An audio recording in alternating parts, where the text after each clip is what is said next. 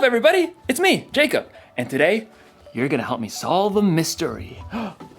The case of the mysterious envelope. Dun, dun, dun! What do you think it is? Is it a thank you gift? A prank? A peace offering? Actually, peace is what we're talking about today. Peace is proving you care more about each other than winning an argument. But that doesn't get me any closer to finding out what's inside this package. I feel like I should be wearing gloves for this. Yeah.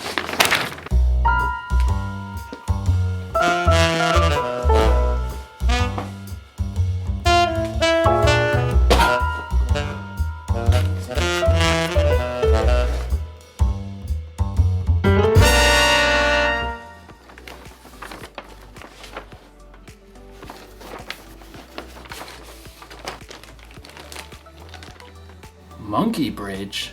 What's a monkey bridge? A few twigs and some string, but no instructions. Another mystery. Dun, dun, dun! I mean, clearly this is a bridge building kit. Well, maybe the sticks are the decking? But how do maybe I'm supposed to weave it together. This doesn't make any sense. I gotta get creative. I gotta think outside the box to find a solution. Actually, that's exactly what someone in today's story did. Now, how do you build a monkey bridge?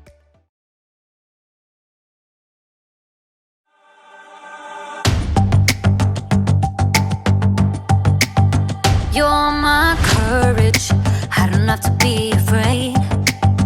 You're my fortress, no matter what comes my way. You're my treasure forever, yes, we'll be together always. Even when the days get harder, I know you'll rescue me. Even when the sky is darker, I know you'll bring me peace. You are my strength, you are my savior.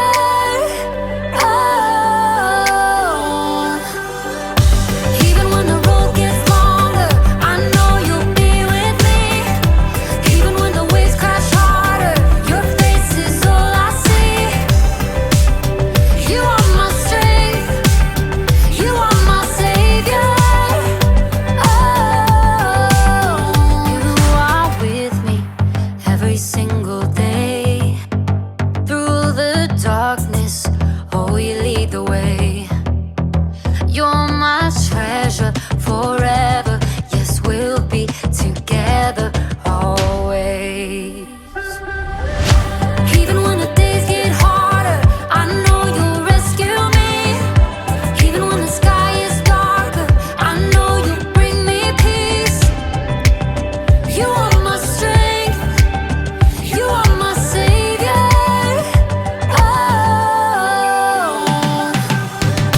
Even when the road gets longer, I know you'll be with me.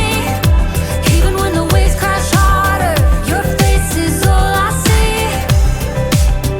You are my strength, you are my savior.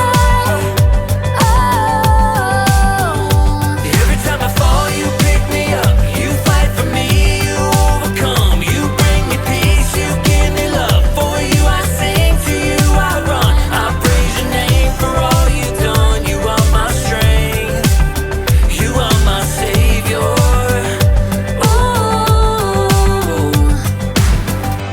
Even when the days get harder, I know you'll rescue me. Even when the sky is darker, I know you'll bring me peace.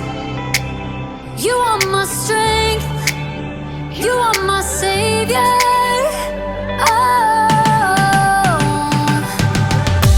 Even when the road gets longer, I know you'll be with me. Even when the waves crash harder, your face is all I see. You are my strength, you are my savior.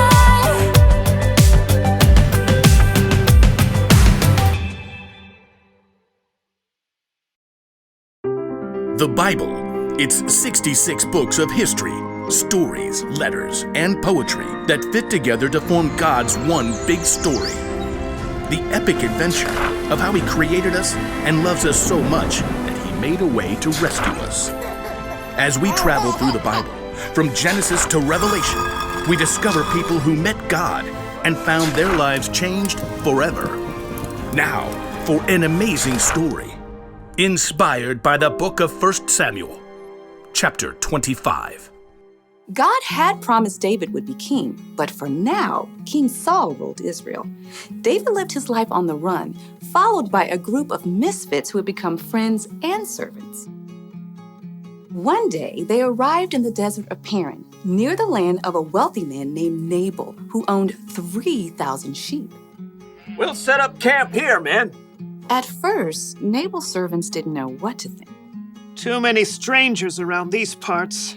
We've had food and sheep go missing. But David's men were honorable. They didn't try to steal from the shepherds. In fact, David protected Nabal's shepherds from any harm. Stay as long as you like, my friend. About time for sheep shearing, isn't it? Oh, yes. Nabal will hold a grand feast when it's all over. Your men have helped us, so they should share in the celebration. David called for 10 of his men and gave them a message to send to Nabal. On it. David's messengers hurried up the mountain to Nabal's estate and were brought to stand before him. Well, what do you want? Nabal sneered down at the men while he continued to chew on a fine leg of mutton. David says, "May you live long. May things go well with you." Continue. He says, "I hear that you are clipping the wool off your sheep. When your shepherds were with us, we treated them well and protected them. Now please be kind to my men. Please give us any food you can find for us." Nabal leapt from his seat and hurled the mutton bone across the room. Who is this David? Probably a runaway servant. Why should I give bread and meat to a nobody? And his men who come from who knows where? David's men returned to camp and delivered the news. Oh, no, he didn't. Oh, yes, he did. Men, put on your swords. We'll make Nabal wish he hadn't. At no time at all, David and 400 of his men were marching up the mountain to confront Nabal. It seemed there was no stopping a battle. But Nabal's wife, Abigail, was far wiser than her husband. A servant told her what he had done. David sent messengers asking for food, but Nabal shouted and was rude to them. Go on. The whole time we were near them, David's men were good to us. They were like a wall, keeping us safe. You've got to do something now, or terrible trouble will come. There's no time to waste. Abigail quickly directed her servants to gather supplies and put them on donkeys. 200 loaves of bread. Check. 5 sheep. Check. 1 bushel of cooked grain. Check. 100 cakes of raisins and 200 cakes of figs. Check. And check. Well, you go on ahead. I'll follow. The donkeys, loaded with good food, started down the mountain. Abigail got on her donkey and followed. From the valley, David and his men were approaching.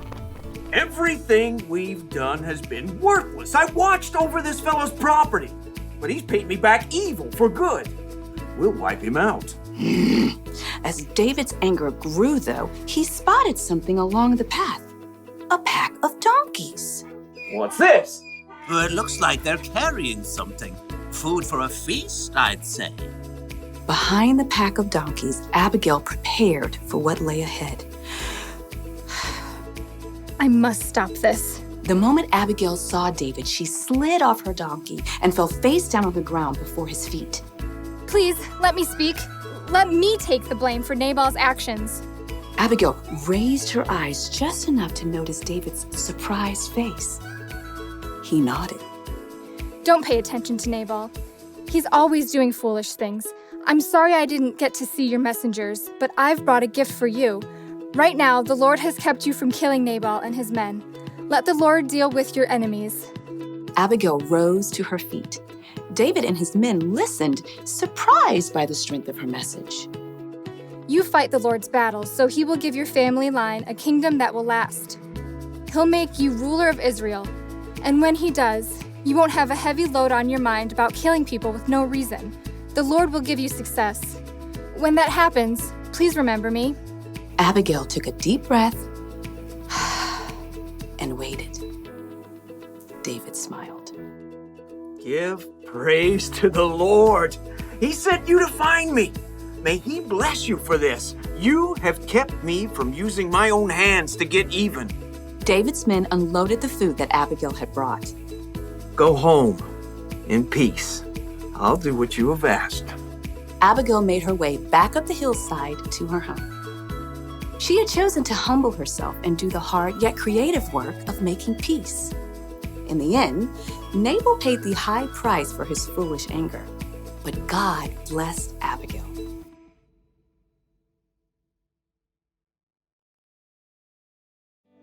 The fight between Nabal and David wasn't Abigail's problem, but she didn't use that as an excuse. She got involved. She acted fast, and she found a creative solution. You see, just because something isn't your problem doesn't mean you can't get involved. God has given each one of us unique talents and unique ways of seeing things. So, if you see people in a fight and you're the only one who can see a way to make peace, you should help them solve that mystery. Jesus showed us how important making peace was to him when he gave his life on the cross. We can make peace with others by being part of the solution. You can help calm an argument between two people by making them laugh. You can suggest solutions to problems that others might not see. Or if a fight looks like it might get dangerous, you can find a grown-up to help keep the peace. The one thing to remember today is this: you can show you care about others by being part of the solution. So this week, be on the lookout for creative ways to build bridges between people in your small part of the world. I'm gonna have to get pretty creative myself. Here's what the bridge is supposed to look like. Mystery solved! You know, if that bridge was full-sized, I could cross an entire canyon on that one thin little rope. But first I'd need to solve my fear of heights problem. Dun dun dun! I'll see you next time!